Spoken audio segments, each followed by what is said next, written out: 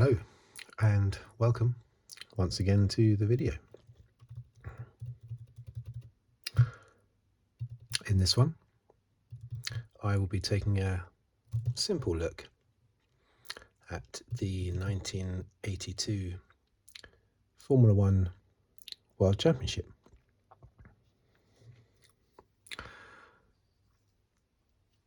A very famous World Championship. A very strange World Championship.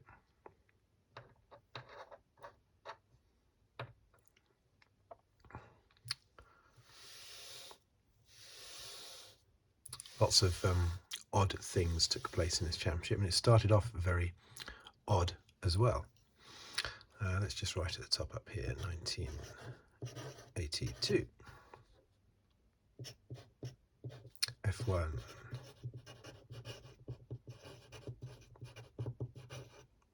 Championship. Now this season started off with the continuation of a dispute between FOCA, the Formula One Constructors Association, the body looking after the teams, or most of the teams anyway, and FISA, which was an arm of the FIA. I think FISA stood for, it's French, so it's Fédération Internationale something Automobile, so I forget exactly what it was now. But anyway, it was an arm, it's basically the FIA. And that dispute had been running in 1981. And had continued into 1982. And it actually started with a lot of the drivers, with the exception of one driver, Teo Fabi, for some reason. All the other drivers started a strike. I think the race still went ahead, but they were striking before the race in South Africa, the very first Grand Prix. And that was sorted out in favour of the drivers, that little strike. But then later on in the season, a few races into the season, there was another dispute. Mainly this was down to this whole dispute between FISA, open brackets, FIA, close brackets, and FOCA, was to do with the strength of the big manufacturer teams, Ferrari, Renault and Alfa Romeo, with their turbo engines, and how much stronger they were than the normally aspirated privately owned teams like McLaren, Williams, etc. And at the Brazilian Grand Prix in 1982, which was round two, two drivers were disqualified. Two FOCA drivers were disqualified. Who was that now? That was Nelson Piquet in his Brabham and Keke Rosberg in his Williams. They were both disqualified because they had had what was termed as water-cooled brakes. In order to make the cars lighter during the race, they filled them up with water before the race, and then during the race they just, under the pretense that the water cooled the brakes during the race, and then that got them up to the minimum weight, and then during the race the water was all squirted out of the car, and then at the end of the race they topped up the water again, basically, which they were allowed to do because officially the water was a coolant, apparently, for the brakes, is what the teams were saying. So you were allowed to have the coolant inside the car when it was weighed after the race. So it was heavy at the beginning of the race, and then all the water would get squirted out during the race, making the car lighter and faster, and then they'd top it up again afterwards. And they did this because they thought it was unfair, the treatment that Ferrari, Renault and Alfa Romeo were getting. Anyway, in retaliation for those two cars being disqualified from the Brazilian Grand Prix, there was actually a boycott of the San Marino Grand Prix, which was round 4. And the FOCA teams all boycotted the race, although at the last minute, Tyrrell, Osella, ATS and Tolman, Tyrrell, of course, would later go on to be the current Mercedes team, and Tolman would become Benetton, and then Renault, and then a sort of new form of Lotus, and then Renault again under the badge of Alpine. So basically, the current Mercedes and Alpine teams were in those four that went against the boycott in the end, claiming that they had obligations to their sponsors. So that's why they had to race in the end and not boycott. So, but anyway, the rest of the FOCA teams all boycotted the race. So there were only 14 cars in the race. 6 FISA or FIA cars, Ferrari, Renault and Alfa Romeo, big manufacturers, and 8 FOCA ones, basically. I forget exactly. Well, that would have been Williams, McLaren, and a couple of others. I can't remember. Anyway, there were only 14 cars in the race.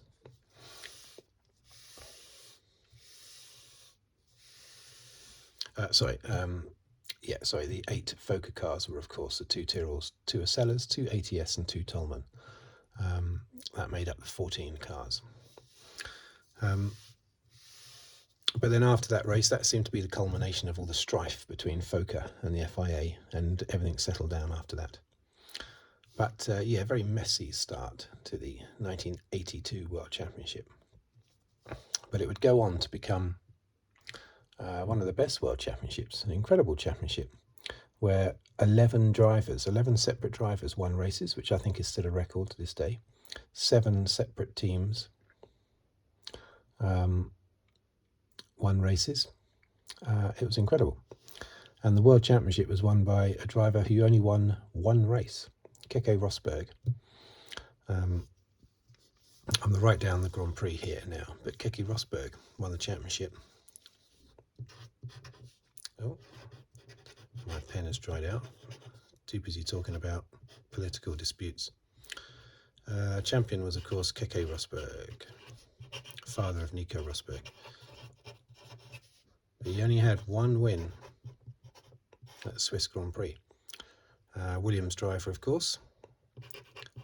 A FOCA car. So despite the strength, FOCA worrying about the strength of the Ferrari, Renault and Alfa Romeo cars, their turbo engines. It was actually a normally aspirated car that won the championship, simply because they were more reliable. Right, so the only other time that's been done, one win in a season, was 1958. Mike Hawthorn becoming world champion. English driver Mike Hawthorn, world champion in 1958 in his Ferrari, winning just one race. So 16 rounds there were in the championship. We had South Africa. Let's write them all down first. Brazil, USA, San Marino, Belgium,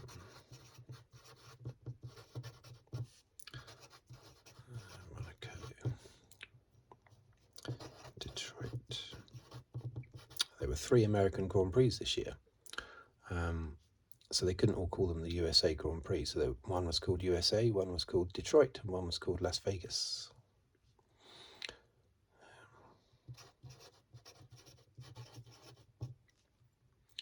Canada.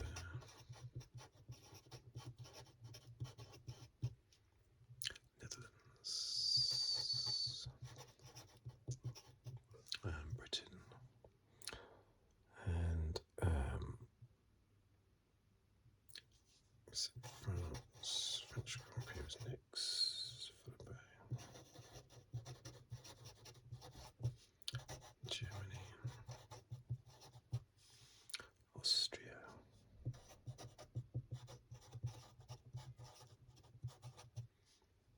Switzerland, Italy, Las Vegas. 1, 2, 3, 4, 5, 6, 7, 8, 9, 10, 11, 12, 13, 14, 15, 16. that's 16 there. Okay, so let me write down the winners. So we have Prost in his, well, I'll write down the teams in a moment. He won the first 2 races. Now, the interesting thing about that is that, again, throughout this season, another interesting fact is no driver won more than 2 races. That was the most any single driver won. And Prost did both of his in the first 2 races, with fastest lap in both, and I think pole position in one of them. So he must have thought, here we go, championship's mine. But unfortunately, in his unreliable turbo-driven Renault, I'll just put that down, might as well. He then had a load of retirements after that, basically. So USA was won by Lauda and his normally aspirated McLaren.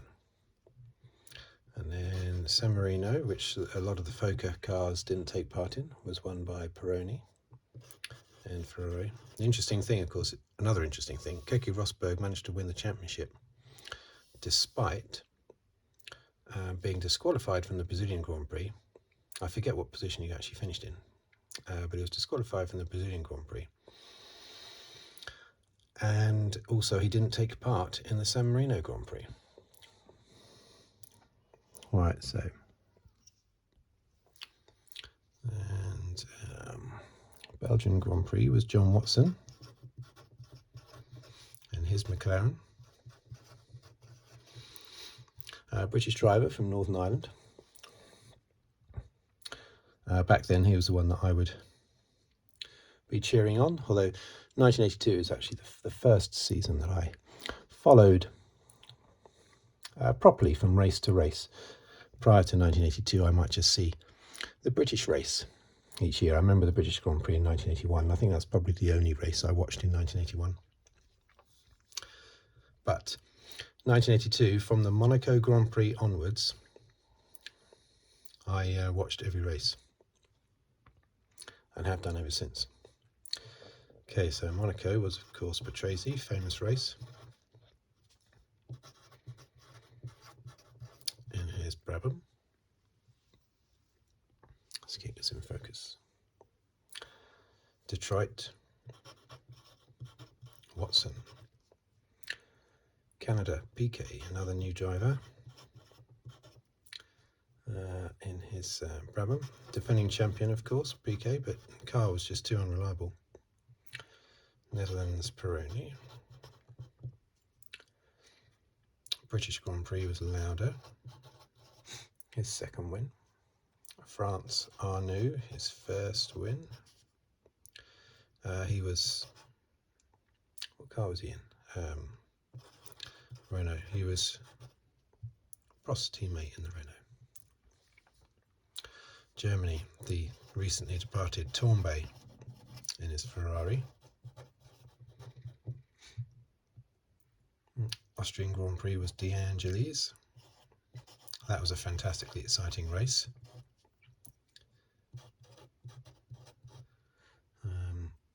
Swiss Grand Prix was Rosberg.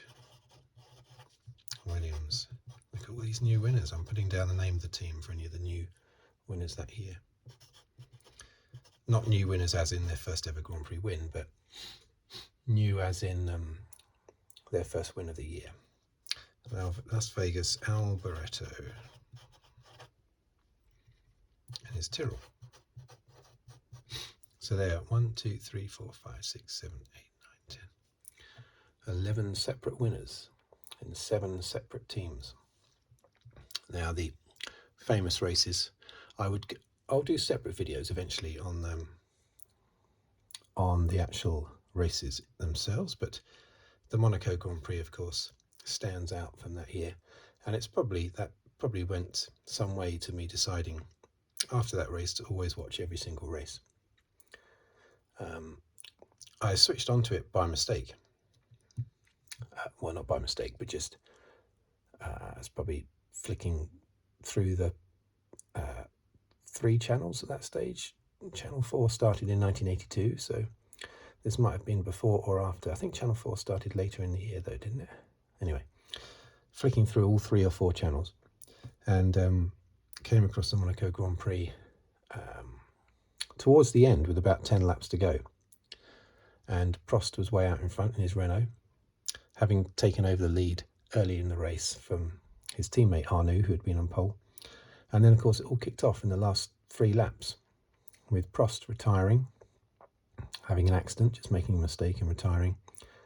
Then Patrese took over and he had some kind of car problem with about 3 laps to go. And then Pironi took over the lead and he had car problems on the last lap, going through the tunnel on the last lap.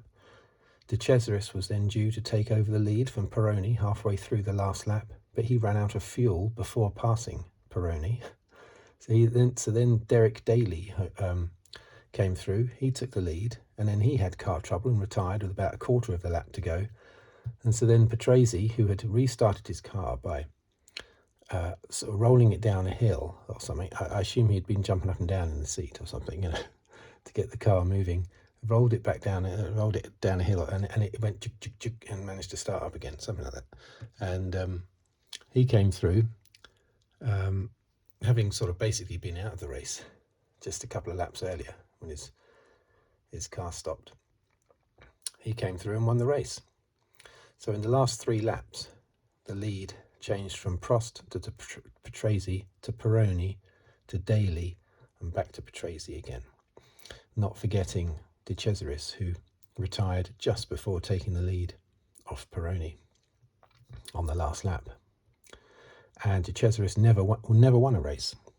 That was his big moment. If his car had lasted half a lap longer, he would have been a Grand Prix winner. But there you go. That's just the way it is. But yes, that was a famous race. And then, of course, Austria, De Angelis and Rosberg fighting it out, just like Senna and Mansell at the Spanish Grand Prix in 1986. And De Angelis managed to hold on. Rosberg pulled alongside him at the end, and it was a photo finish as they crossed the line. De Angelis and Rosberg. It's a great race. If you can watch that somewhere on YouTube or something. It's a fantastic race. And it wasn't a great race, but I always remember the Alboreto. I think that was his first ever win in the Tyrrell. Very surprising win. I remember the race. I have images in my head of them going around. I think it was Caesar's Palace car park, Las Vegas. And his green Tyrrell. But yeah, I do remember that. I do have images of that in my mind. 1982, of course, was also notable for a terrible reason, and that is 2 deaths, basically. Of course, Gilles Villeneuve, who died at the Belgian Grand Prix, which was the race immediately before the Monaco Grand Prix, where I started watching avidly every race. Gilles Villeneuve, the Belgian Grand Prix, I've seen his accident on TV, and it's terrible. His car goes off the track, out of the view of the camera, and then the next thing you see is his body coming back across the track without the car. That's quite something. But yeah, that was terrible way to go. And Riccardo Paletti at the Canadian Grand Prix stalled on the grid, and I think it was Pironi slammed into the back of him, I think, and Paletti's car burst into flames and he died in the cockpit. It's terrible, isn't it? But the good thing is that safety was improved from 1983 onwards, and there were often deaths quite regularly prior to 1983, but from 1983 onwards there were only 4 deaths in either Formula One races or Grand Prix weekends or testing. And of course they were Ayrton Senna and Roland Ratzenberger in 1994, Elio De Angelis in testing in 1986, and Jules Bianchi, of course, in 2014. So in the last 39 years, only 4 deaths in a Formula One car, testing, practice, racing, everything, and that's actually quite good.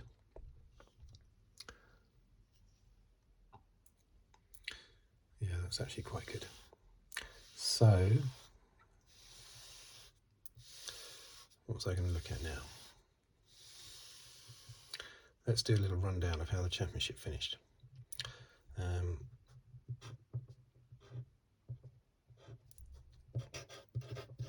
Incredibly,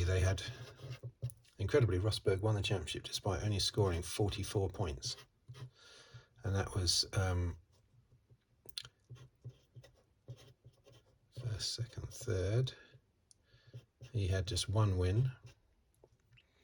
He had 3 seconds, 2/3, and that was it. Second in the championship was Pironi, 39 points, equal with Watson, although Pironi did win. Mind you, Watson won 2 races, didn't he? Did Watson win 2 races? Yeah, Watson won 2 races. Pironi won 2 races. I think Pironi must have had like an extra second place or something to class him as second overall. But Pironi probably would have been world champion, but with just a few races to go, he had a career-ending accident. Which race was that at? It might have been the German Grand Prix, possibly. And there were still 4 races to go after that. So he was leading the championship at the time, and I'm sure would have gone on to win the championship. Didier Pironi in his Ferrari would have been world champion in 1982 had he not had a career-ending accident. And then that put John Watson in the hot seat, and John Watson was then expected to come through to win the championship, be British world champion. I've forgotten the S in his name there. But he had, in the last 3 or 4 races, he had bad reliability, whereas Rosberg had a win and a second. And, well, I think Rosberg finished in the points in 4 of the last 5 races, which was quite something back in those days, to have a run of points finishes. So many retirements back then. And that allowed Rosberg to come through and win. But yeah, Pironi should have won the championship, and then after that Watson would have, had he not had his worst reliability and his worst performances right at the end of the season. And that allowed Rosberg to come through. But I think Rosberg was a deserving champion, because out of all the drivers, he was the feistiest, he was the toughest, he would, like the battle he had with De Angelis in Austria, he was always scrapping and fighting and tearing away at the car and other drivers. Fantastic watching him drive in the Williams, in the normally aspirated Williams, taking on the turbo cars. Yes, Watson was in a normally aspirated car as well, I know, but Rosberg was just a tenacious fighter. He always was, apart from his final year in 1986, when I think he'd lost interest. 4th in the championship was Prost, despite those 2 wins at the start of the season. 34 points. Look how close they are there. 5th in the championship, Lauda. Remember, back then they only had 9 points for a win. 6 for second, 4 for third, 3 for fourth, 2 for fifth, and 1 for sixth. They only had points down to 6th place. But sometimes they were lucky to get 6 finishes. Lauda on 30 points, and Arnoux with 28 points. And in the Constructors' Championship, that was taken by an FIA, if you want to call it that, an FIA turbo car, FISA turbo car. That was Ferrari, 74 points. Second, McLaren, 69. Third, Renault, 62. 4th for Williams. See, Williams finished way down in 4th. I think Rosberg's teammate was Daly, I think, wasn't it? Derek Daly, who nearly won the Monaco Grand Prix, but he didn't do much else that year, and that's why Williams only finished 4th in the Constructors' Championship. Lotus, 30. Tyrrell, 25.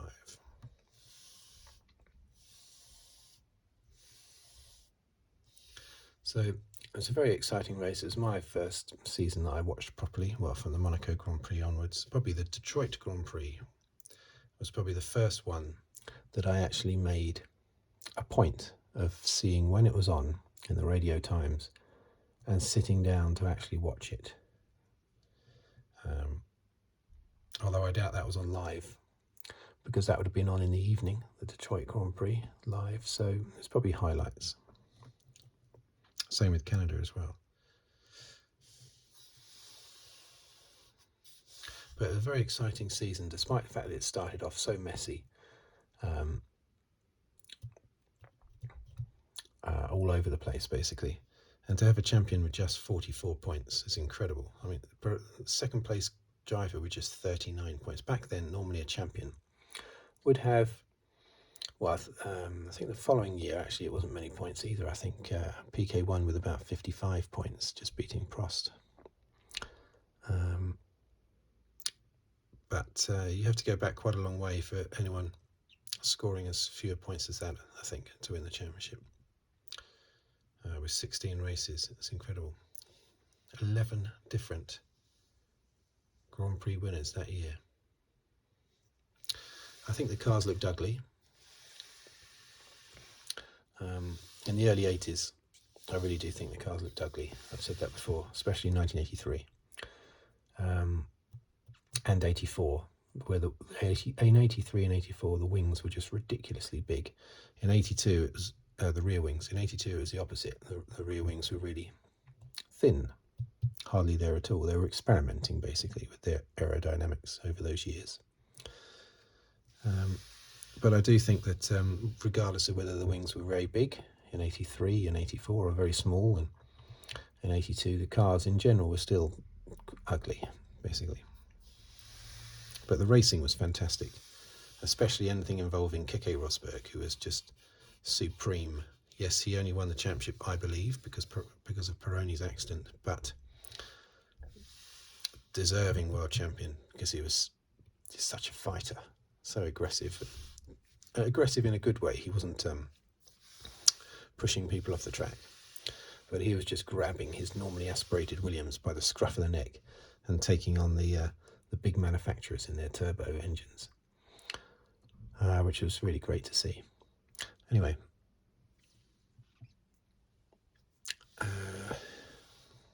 what else is there to say, basically?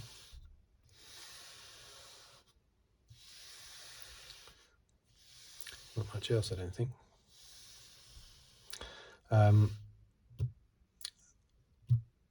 What one shall I do next, I wonder? Shall I do maybe I'll do an actual Grand Prix next. Maybe my next F1 one will be a Grand Prix. If you want to give me ideas of a specific Grand Prix, then you can do in the comments. But anyway, thank you for watching. Thank you for listening. And if you'd like to subscribe, please do so. I'd like to see those subscribers. Very much so. Doesn't cost anything, but makes a big difference to me. So yes, please subscribe if you can. And or if you want to like the video, or hit that notification button. I've never said that before, but I don't like to get too pushy. Yeah, hit the notification button if you wish.